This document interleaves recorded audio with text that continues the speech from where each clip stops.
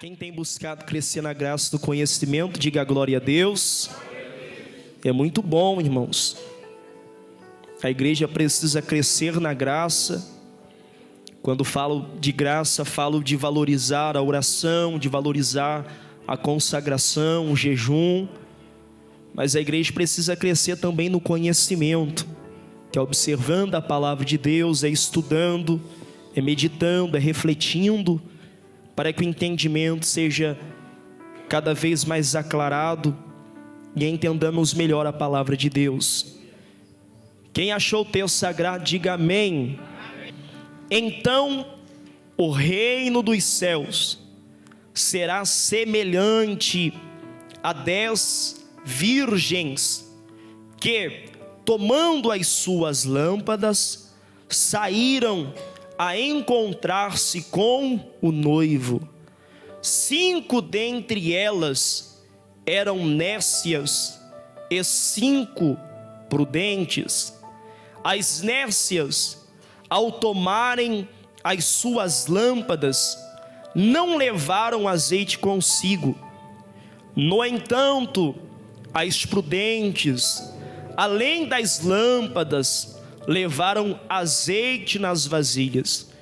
E, tardando o noivo, foram todas tomadas de sono e adormeceram. Mas, à meia-noite, ouviu-se um grito: eis o noivo, sai ao seu encontro. Então se levantaram todas aquelas virgens e prepararam as suas lâmpadas.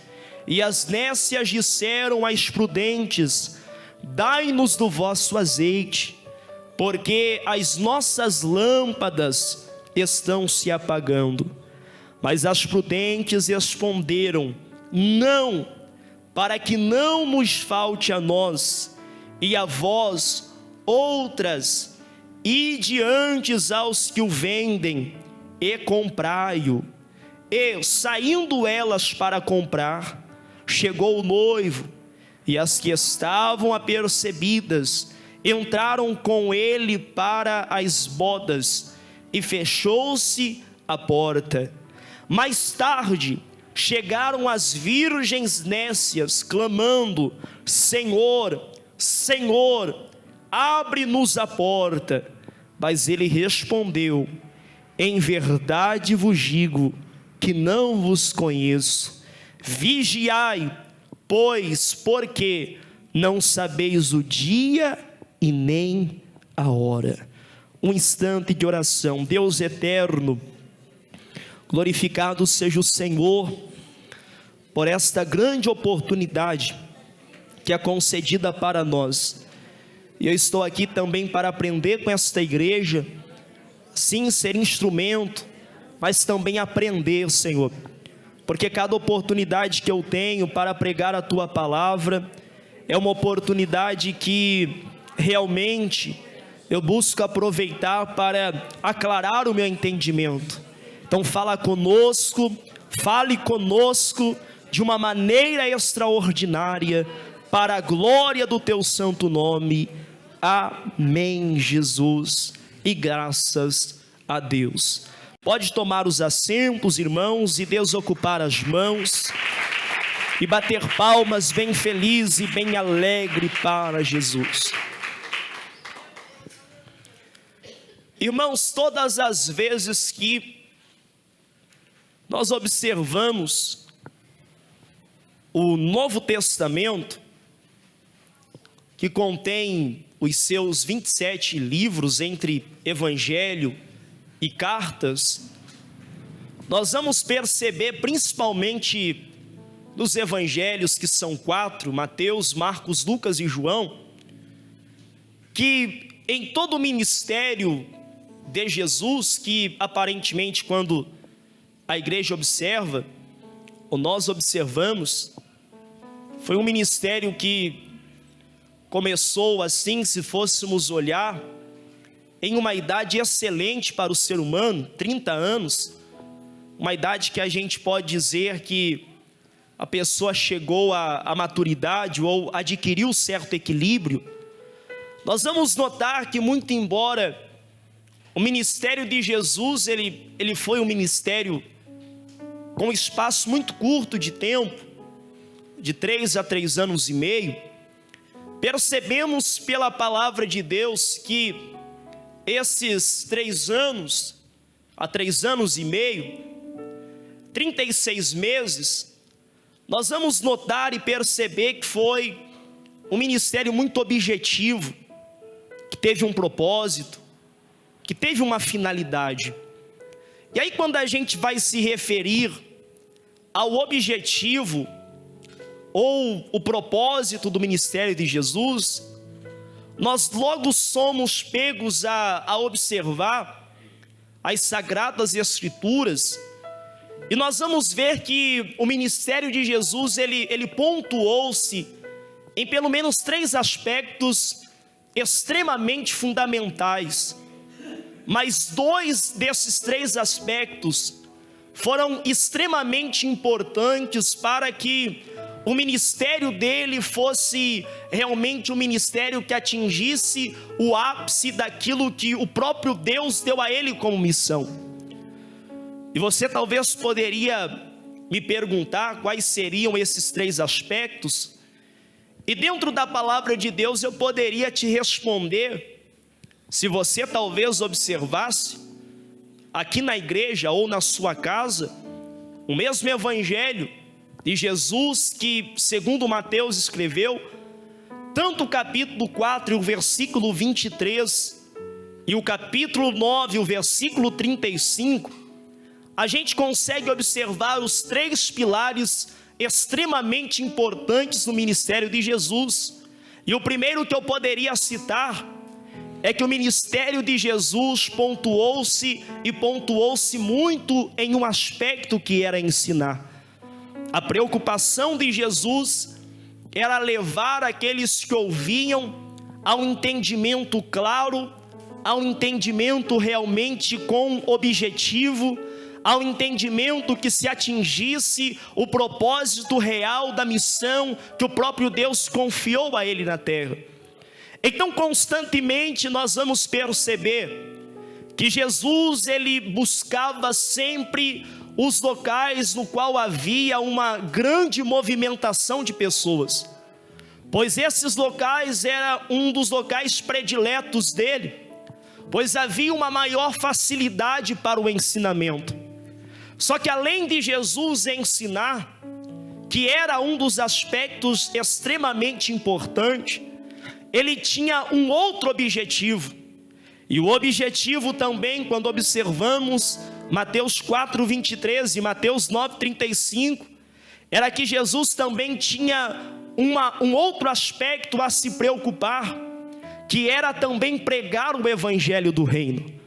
Só que além de pregar o evangelho do reino, que foi talvez o maior aspecto do seu ministério, ele também, enquanto esteve aqui na terra, teve a grande preocupação de curar ou de trazer a libertação para aqueles que eram acometidos de uma determinada enfermidade. Só que é muito interessante nós observarmos que antes mesmo de Jesus trazer a pregação do evangelho, ele teve uma preocupação muito dizendo-se em relação ou a respeito daquilo que João Batista outrora havia começado. João Batista, se a gente for observar o texto da palavra de Deus, nós vamos notar que a mensagem dele era uma mensagem que tinha um objetivo, era uma mensagem que tinha um propósito. E quando ele dizia no sentido ou em relação, uma frase de efeito que é usada por nós, arrependei-vos, ele já dava a revelação do porquê que havia a necessidade de se arrepender, porque ele dizia: arrependei-vos, pois é chegado o reino de Deus, ou é chegado o reino dos céus. Mas muito em relação à pregação do reino de Deus, no qual Jesus teve a grande preocupação, e João Batista também teve, nós vamos observar que o o Novo Testamento inteiro, ele se baseia em dizer sobre este reino. Se fôssemos contabilizar de Mateus a Apocalipse, nós iríamos chegar a um número de 133 vezes que encontramos a expressão reino de Deus, reino dos céus, ou simplesmente reino. Porque Jesus tinha grande preocupação em mostrar para aqueles da época que o ministério dele pontuava-se no propósito, sim, de estabelecer pessoas da terra que teriam a capacidade de receber a Jesus e fazer parte também deste reino vindouro. Quem tem aguardado por este reino vindouro, levanta a mão e diga glória a Deus. Só que das 133 vezes que Jesus utilizou-se da expressão reino de Deus, que Jesus utilizou-se da expressão reino dos céus, e que Jesus se utilizou simplesmente da palavra reino, houveram alguns momentos que ele se utilizou das chamadas parábolas, e nós entendemos que muitas das vezes que ele se utilizou das parábolas, foi com o propósito simplesmente de levar aqueles que ouviam a mensagem a refletir. A reflexão é algo extremamente importante na vida de qualquer homem.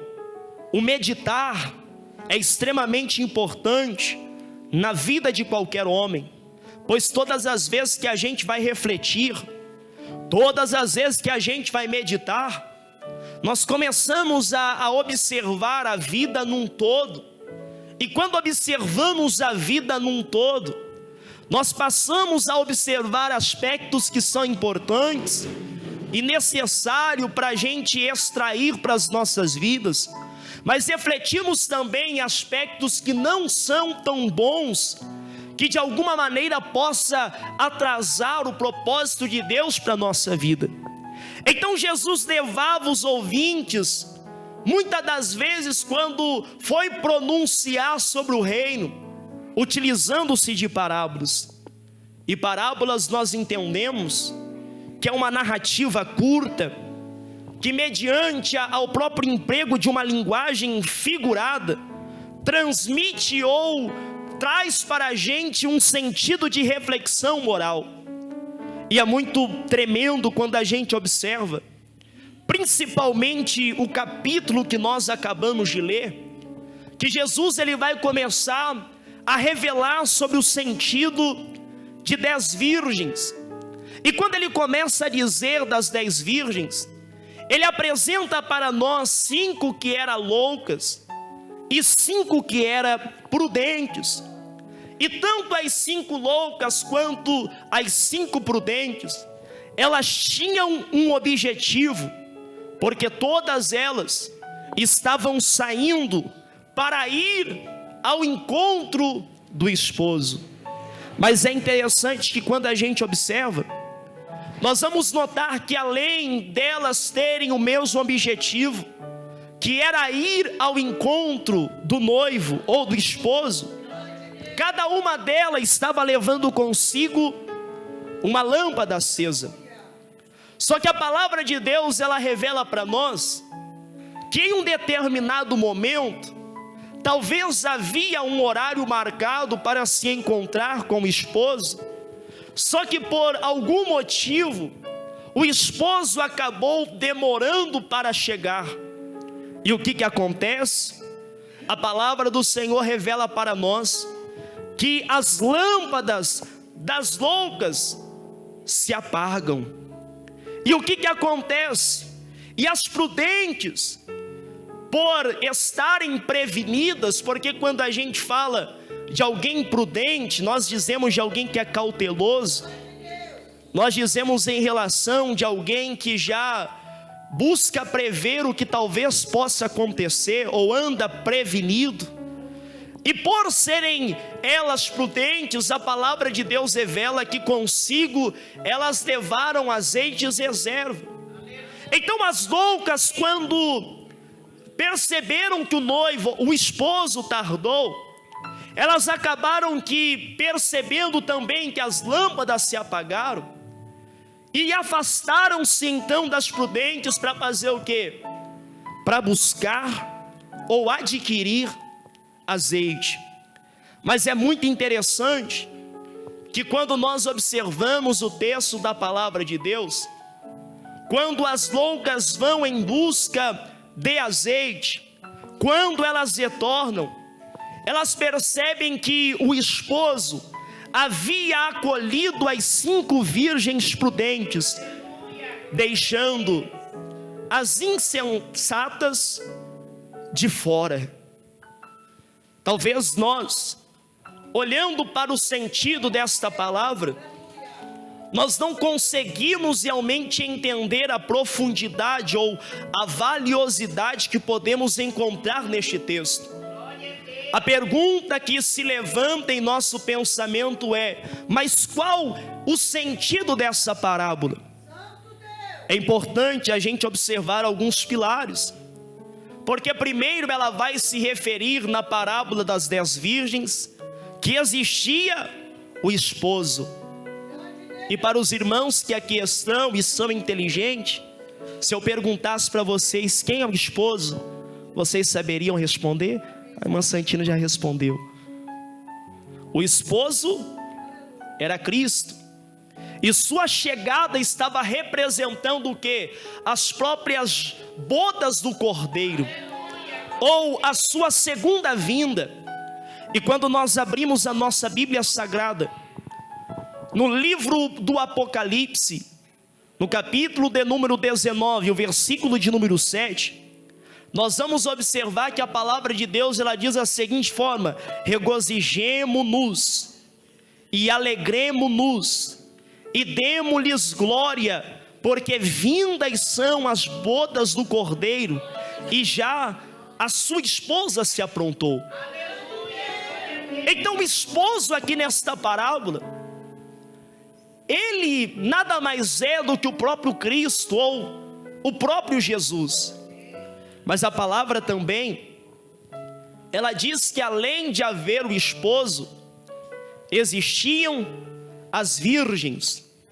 E se eu perguntasse para a igreja quem são as virgens, antes que eu terminasse de perguntar, eu sei que alguém já saberia me responder. Já respondeu novamente. As virgens representa a igreja, mas representa a igreja pura. E na segunda carta de Paulo aos Coríntios, no capítulo 11, versículo 2, a palavra de Deus nos diz da seguinte forma: porque estou zeloso de vós com o zelo de Deus, porque vos tenho preparado para vos apresentar como virgem pura a um marido, a saber, a Cristo. Ou seja, quando está falando de virgens, está falando da igreja pura. Mas a palavra de Deus também, além de falar do esposo, e além também de falar das virgens, ela se refere às lâmpadas.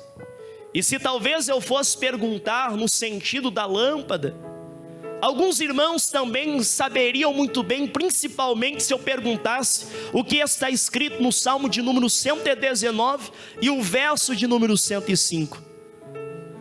As lâmpadas, ela significa a própria palavra de Deus. Salmo de número 105, Salmo 119, verso 105, a palavra de Deus revela que a tua palavra é lâmpada para os meus pés e luz para os meus próprios caminhos. Só que também fala do azeite. E se fôssemos referir no sentido do azeite hoje, no tempo que somos igreja, nós iríamos dizer em relação do algo que a gente recebe, e quando realmente a gente está em conexão com Deus, é mais do que nítido que o que se revela em nós é o próprio Espírito Santo. Então o azeite, preste atenção, irmãos, o azeite é o próprio Espírito Santo de Deus, a unção que mantém acesa a lâmpada. Em Êxodo, no capítulo 27, versículo 20, nós vamos observar esta verdade, porque assim está escrito: tu, pois, ordenarás aos filhos de Israel que te tragam azeite puro da oliveira, batido para o candeeiro, para fazer arder as lâmpadas continuamente. Ou seja, o azeite simboliza o próprio Espírito. Mas só que a palavra de Deus, ela diz que as virgens representavam quem? A igreja. Só que existia duas classes de virgens: a virgem que era louca, e esse grupo nada mais é ou representa os que dizem seguir a Cristo, mas não o obedecem. E essa passagem nós vamos observar representando isto, quando observamos aquilo que Jesus, no capítulo 7, versículo 26, do próprio evangelho que segundo escreveu Mateus, que existe aquele que ouve a palavra de Deus, mas que infelizmente não pratica, e por não praticar, o Senhor comparou ele ao homem louco. Então as virgens loucas, observando a palavra de Deus, nós vamos perceber que é aqueles que ouvem a palavra, mas não pratica. Só que dentro desses dois grupos, a gente vai perceber que existia a virgem louca, mas existia as virgens que eram prudentes. E quem são os prudentes? Mateus, no capítulo 7, versículos 24 a seguir, que a virgem prudente é todos aqueles, pois, que ouve essas minhas palavras e as pratica, a ponto do próprio Jesus dizer: eu vou comparar essas pessoas ao homem prudente. Ou seja, as virgens prudentes, elas obedecem a Cristo, e por isso eles têm azeite suficiente. Quem é virgem prudente, aí levanta a mão e diga glória a Deus. Só que acontece, irmãos, que existe uma situação que a palavra de Deus revela que as virgens prudentes, elas foram cautelosas e levaram consigo azeite. As loucas, porém, elas não tiveram a preocupação com aquilo que poderia acontecer. E pelo esposo tardar, a Bíblia Sagrada revela que ambas dormiram. E quando elas acordaram, o que aconteceu? As virgens loucas perceberam que o azeite havia acabado. Enquanto as virgens prudentes, por manterem a reserva, viveram a situação que as lâmpadas delas, por terem reserva, por mais que talvez poderiam estar apagadas no momento, mas elas poderiam voltar a acender. E acontece que quando o noivo tarda, o esposo melhor tarda, as virgens loucas, elas fazem o quê? Ela pede para as prudentes, versículo 8: dai-nos do vosso azeite, porque as nossas lâmpadas se apagam. Só que agora eu pergunto para a igreja: as virgens prudentes, elas acataram o pedido das loucas? Não. Porque as prudentes, elas fizeram o quê? Elas se negaram a dividir o azeite. O versículo 9, eles usaram do termo vão comprar. As loucas, elas esperavam ser salvas com o quê? Com o azeite alheio, sem esforço. Mas nós entendemos dentro da palavra de Deus que adquirir azeite, primeiro, que não é fácil, segundo, que não é barato. Existe todo um processo para se obter azeite, não se conquista fácil. A negação das prudentes, entenda algo, tem um significado muito especial. Romanos, no capítulo 14, versículo 12, a Bíblia revela para nós que a salvação, ela é coletiva ou é individual? Não tem como eu salvar você. Não tem como você salvar a mim. Não tem como o esposo salvar a esposa. Não tem como a esposa salvar o esposo. Muito embora existam as recomendações para que a mulher e o homem prudente, eles devem fazer o quê? Eles devem demonstrar o testemunho, para que através dos testemunhos eles consigam ganhar tanto a esposa quanto o esposo. Mas compreenda algo: a salvação, ela é algo individual, e como eu disse em Romanos, no capítulo 14, versículo 12, está escrito: cada um dará conta de si mesmo a Deus. As virgens prudentes, compreenda que diferente das loucas,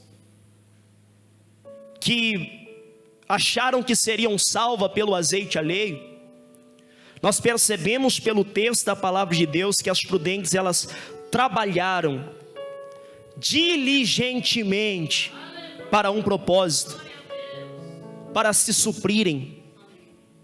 Ou seja, elas estavam prontas para o próprio casamento. Porém as nécias, elas queriam a festa, mas queriam sem se esforçar. Quando a gente fala de alguém que não se esforça, podemos dizer que é o mesmo que alguém que se acomoda. Quando Jesus ele disse em Mateus no capítulo 6, versículo 33, mas buscai primeiramente o reino dos céus e a sua justiça, compreenda que essa busca, ela não deve ser uma busca que se constitui somente no dia que você quer. Não é uma busca que se constitui somente no momento que você quer. Esta busca tem que ser diária. O distanciamento de Deus faz o que? Faz com que o homem seja levado ao pecado. E todas as vezes que o homem e a mulher é levado ao pecado, automaticamente o que acontece? A luz, ela apaga. Só que tudo bem. A pergunta que se levanta: quando é que o azeite acaba? Você já parou para perguntar? Quando que o azeite acaba? Quando que a gente entra no sentido da chamada acomodação? Você já parou para analisar qual é o momento ou qual estágio que faz o homem sentir esta falta do azeite? Primeiro, que é interessante a gente perceber que nós constantemente precisamos escolher em qual grupo estamos. Se nos dá os insensatos ou os dá prudente. Primeiro, que se nós vivermos uma situação de acomodação, ou nos acomodarmos, ao pouco azeite, sabe o que vai acontecer? Nós não vamos buscar abastecimento constante. E por não buscar abastecimento constante, eu tenho que dizer isto, e vou usar do termo infelizmente, a gente vai morrer. E morre. Morre porque cada irmão que está aqui tem experiência de que se não tivesse azeite sobre as suas lamparinas, já teria abandonado a carreira na fé fazia muito tempo. Teria.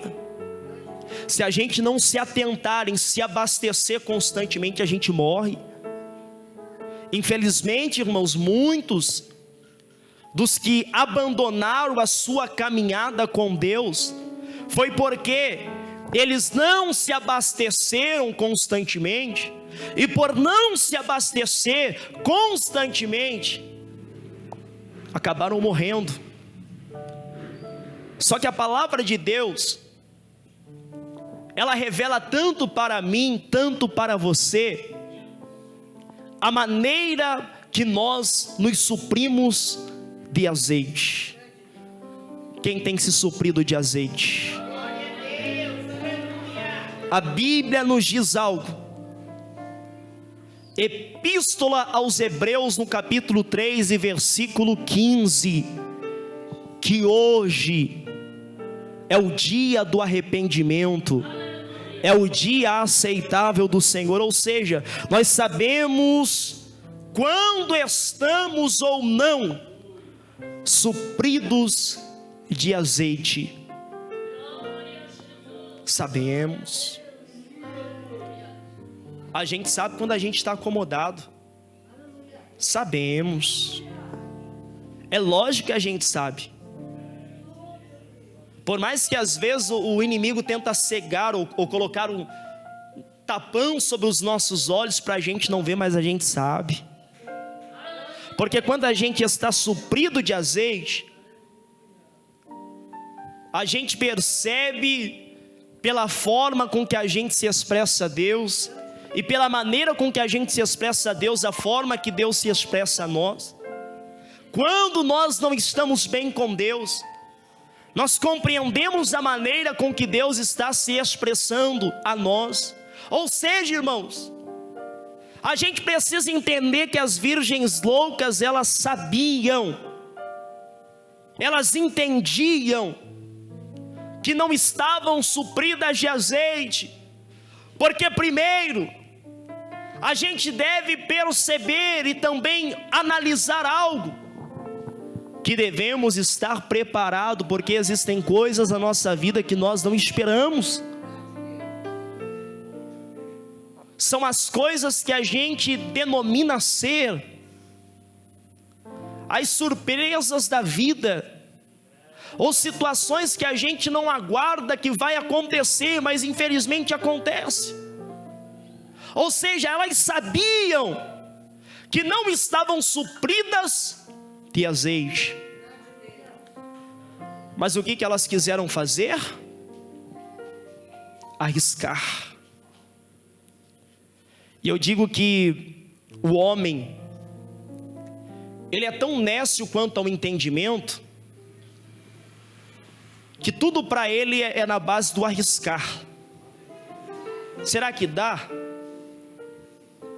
Eu acho que dá sim. Aí o homem se arrisca. E ele já viu, já pôde olhar para todo o cenário e perceber que aquele algo que ele está prestes a realizar vai lhe causar dano. Mas o que o homem faz? E quando eu digo ao homem, eu digo também à mulher: arrisca. E aí quando se arrisca, sabe o que acontece? E não dá certo. Ele olha para a pessoa e diz: ixi, parece que não era desta forma que era para mim ter feito. Eu sabia que não ia dar certo. É incrível como o ser humano é complicado. Ele diz: eu tentei arriscar, mas ele percebe que não dá certo. Ele tem a cara de pau de chegar e dizer: eu sabia que nem ia dar certo. Então a gente olha, irmãos, para este texto, e a gente percebe essas coisas, que primeiro a gente sabe quando o azeite ele está prestes a acabar, e também nós próprios entendemos a situação que a gente se encontra como virgens na presença de Deus. Nós sabemos e entendemos que estamos prestes ao quê? A ir para este casamento, fomos convidados.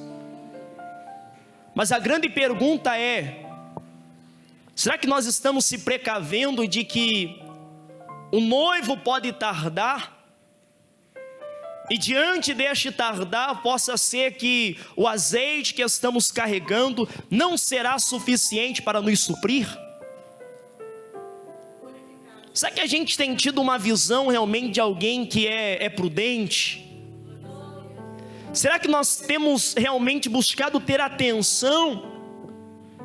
Que existe uma grande necessidade em nossa vida, e eu disse aqui na segunda-feira que se passou, de não nos tornarmos simplesmente ouvintes da palavra de Deus, mas praticantes. Aleluia, glória a Deus. Perceba que a volta de Jesus é uma coisa eminente. Os sinais demonstram para nós que Jesus está voltando. E quem tem aguardado a vinda de Jesus, diga glória a Deus. E se estamos aguardando a vinda de Jesus, há uma grande necessidade de estarmos atentos. Primeiro, o que acontece é que muitas das vezes a gente acaba que olhando para a lâmpada de forma alheia, achando que ela irá nos salvar. E muitas das vezes a gente precisa observar que com Deus, no que se trata o reino dele, o estar apercebido é algo extremamente primordial e importante, pois eu torno a dizer, a salvação é individual. E se a salvação é individual, todos nós que estamos aqui precisamos adquirir o nosso próprio azeite. De que forma? Primeiro, através do arrependimento. Segundo, através da confissão. Terceiro, através da nossa própria fé, pois como diz a palavra em Atos no capítulo 3, versículo 19, arrependei-vos, pois, e convertei-vos, para que sejam apagados os vossos pecados, e venham assim os tempos do refrigério, pela própria presença do Senhor. Tu tem se suprido de azeite? Tu tem buscado adquirir o seu próprio azeite? A gente percebe algo, que neste tempo existe alguém que é responsável por manter esta chama acesa dentro de nossas vidas. E este alguém, a gente entende ser o próprio Espírito Santo. E se entendemos ser o Espírito Santo, nós não podemos esperar que este fogo que está queimando dentro de nós venha a se apagar, para depois buscar o combustível. Enquanto mantemos este fogo aceso, é necessário que constantemente a gente esteja buscando, para que quando o noivo vier, haja em nós o azeite o suficiente, para que não sejamos pegos despercebidos. Irmãos, a cada momento que nós temos vivenciado, nós percebemos que as evidências comprovam para nós que este reino de Deus está prestes a ser estabelecido. E nós estamos diante a esta situação de haver tanto virgens que são prudentes, mas tanto virgens que são loucas. E a palavra de Deus, ela quer nos alertar para a gente entender em qual grupo nós estamos. Porque às vezes a gente vai vivendo uma situação aqui assim, que lógico, a idade é normal que ela venha, é necessário que venha. O homem, ele nasce, quando nasce ele é uma criancinha que não tem rugas, é bonitinho. Com o passar do tempo as rugas vai aparecendo, e isso é normal. Os cabelos com a tonalidade de cor vão dando lugar aos cabelos brancos. Só que nós não podemos nos tornar velhos na fé. Temos que nos tornar novos todos os dias, pois o Evangelho é novidade de vida. E quando falamos em novidade de vida, não é viver algo, meus irmãos, no sentido de viver algo hoje e amanhã não viver uma novidade. Evangelho não é isso. E o que a gente percebe é que muitas pessoas, elas estão envelhecendo na fé. E conforme vão envelhecendo na fé, elas esquecem que precisa se suprir constantemente se arrependendo. Elas se esquecem que precisa constantemente se suprir confessando-se a Deus. Elas se esquecem que constantemente precisa se suprir tendo fé. E aí chega um estágio na nossa vida que a gente acha que a gente é Enoque, que Deus se agradou tanto que tomou ele. Então, por tomar ele, ele foi tão obediente a Deus. Deus tomou ele, mas se Deus não tomou a gente ainda é porque está faltando alguma coisa. Então, se você acha que talvez você já atingiu um nível de santidade, porque arrependimento nos leva à santidade, e você acha que você tem que parar por aí, tu está errado. E esta falta de arrependimento vai fazer você não estar suprido de azeite. Chega um momento que a gente já não quer confessar mais. Eu ouvi certa vez uma pessoa dizendo que se a gente vai a um local e começa a pedir perdão a Deus pelos nossos pecados, nós estamos em pecado. E isso não é bíblico. A palavra de Deus, ela revela que a pessoa em si própria, quando ela diz não ter pecado, por si próprio dizer esta palavra já está pecando. Ou seja, todos os dias nós precisamos seguir o caminho da confissão.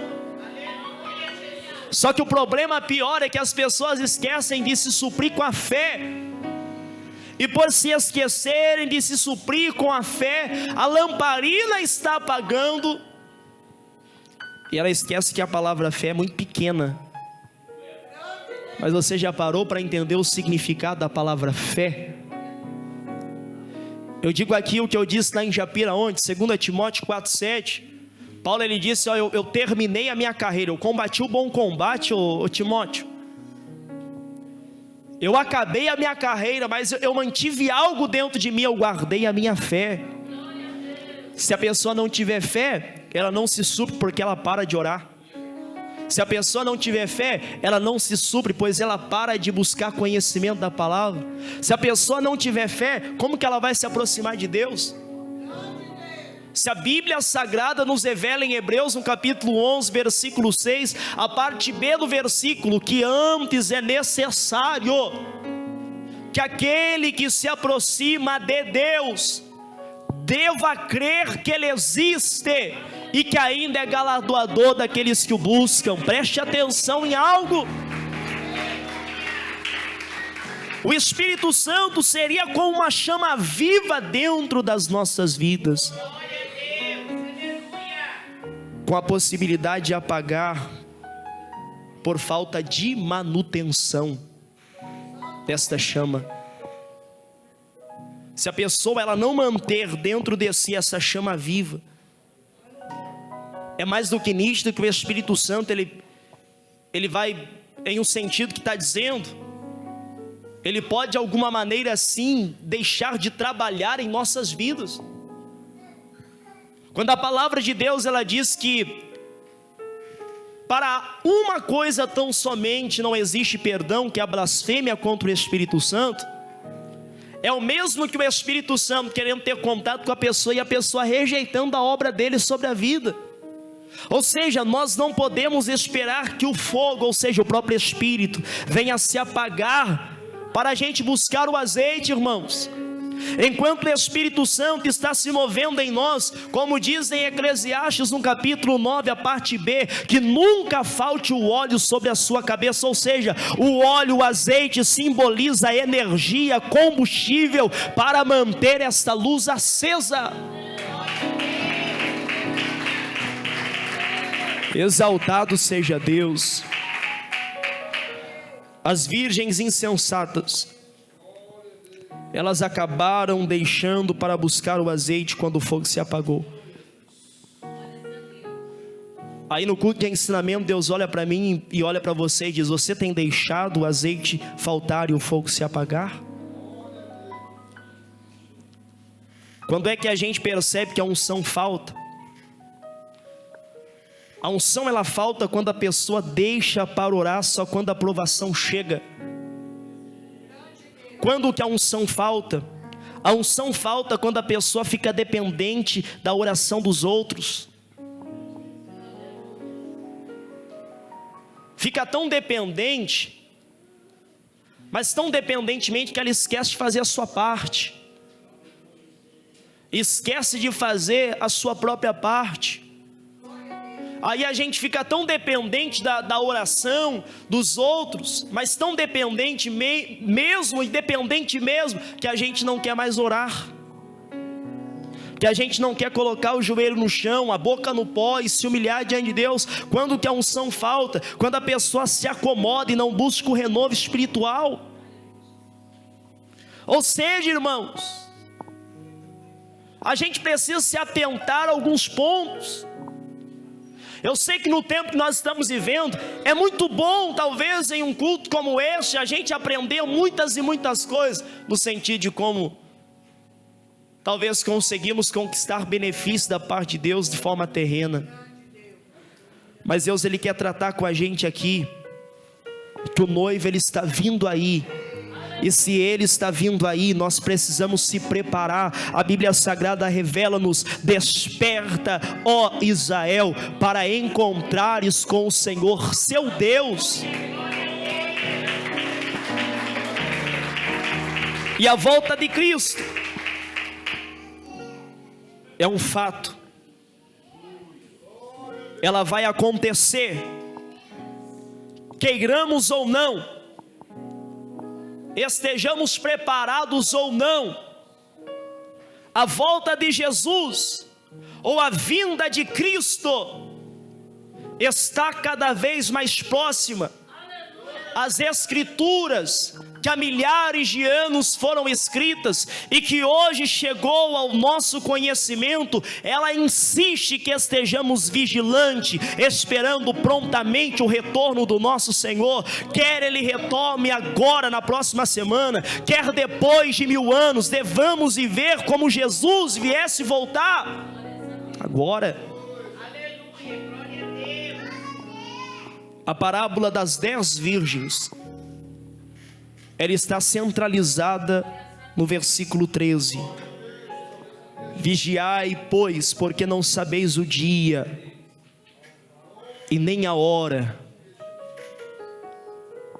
Se Jesus viesse agora, você está suprido de azeite?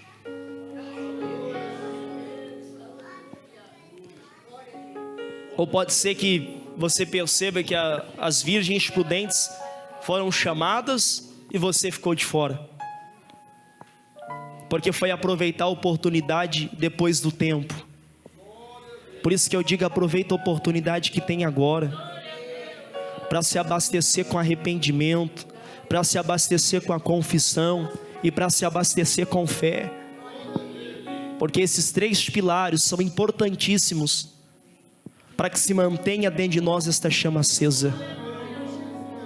Que sejamos vigilantes, irmãos, sempre atentos, aproveitando cada oportunidade que temos, porque se o esposo encontrar-nos preparados, pode ter certeza que nós vamos ser recebidos por Ele. A gente precisa vigiar, e vigiar muito, pois a volta de Jesus tem sido uma grande evidência no nosso tempo. Palmas, se glorifique e exalta Jesus. Vamos se colocar de pé. Nós vamos orar a Deus. E nesta oração eu quero, juntamente com a igreja, orar nesse sentido, para que Deus nos desperte. Só que nós não somos nécios, e por não ser nécios, nós entendemos algo muito bem, que se nós estamos nos sentindo bem, estamos como virgens prudentes, é o nosso dever orar por aqueles que estão loucos por aí. Então nós vamos orar a Deus agora, pedindo que Deus continue nos mantendo como prudentes, mas orar também a Deus para que faça aqueles que estão loucos neste momento se tornarem prudentes também. Eu desconheço um reino de Deus que tem o seu foco voltado ao individualismo, no sentido da gente não ter preocupação com a salvação dos outros, por mais que a salvação seja individual. Enquanto a vida existe a esperança. E é o nosso papel, da mesma forma que estamos sendo alertados, aqueles que não receberam o alerta, é nosso papel orar para que Deus alerte eles. Feche os seus olhos, vamos orar ao Senhor. Soberano e eterno Deus, maravilhoso Pai, a sua palavra foi aqui apregoada nesta noite, e nós estamos aqui, Senhor, alegres porque o Senhor falou conosco. O Senhor falou conosco, nos deu alerta aqui na noite de hoje para estarmos atentos, apercebidos, pois a tua volta, Senhor, é algo realmente que se torna cada vez mais evidente. E eu sei, meu Pai, que nós como servos de Deus precisamos sim nos atentar para a sua volta. E nós queremos, meu Deus, a cada dia estarmos apercebidos, nos preparar para que não sejamos pegos desapercebidos. Meu Deus, eu oro aqui com esta igreja, que não falte sobre nós este combustível, que não haja o apagar deste fogo, desta chama sobre o nosso coração, porque nós precisamos do Teu Espírito para nos guiar, para nos orientar, para nos dar a direção, para nos dar o entendimento, Senhor. Mas eu entendo também que neste tempo existem muitas pessoas que estão se comportando como virgens loucas, que não têm observado realmente, ó Pai, a necessidade de estarem apercebidas e preparadas.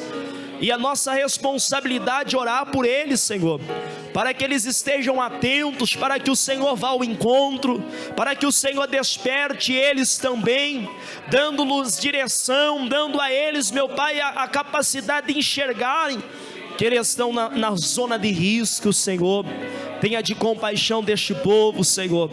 Nós oramos por aqueles que estão fraquinhos na fé, desanimados, e nós não nos alegramos por eles estarem assim, principalmente por saber que o Senhor está próximo a voltar.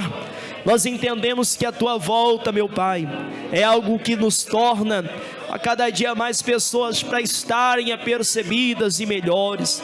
Ajuda a Tua igreja, ajuda o Teu povo a se aperceber diante de Ti, a estarem realmente atentos, Senhor, à Tua volta, Jesus, para que naquele grande dia nós sejamos realmente despertados, e que mediante a este despertamento, Senhor, nós estejamos prontos para estar contigo, para subir contigo. Preserve esta igreja, preserve o teu povo, dai graça, meu Deus, para que a gente a cada dia se prepare para a tua volta, e assim, Jesus, a gente consiga alcançar o prêmio da soberana vocação. Que esta palavra possa criar muito mais efeito sobre nós, para a glória, honra e louvor do teu santo nome. Amém, Jesus, e graças a Deus.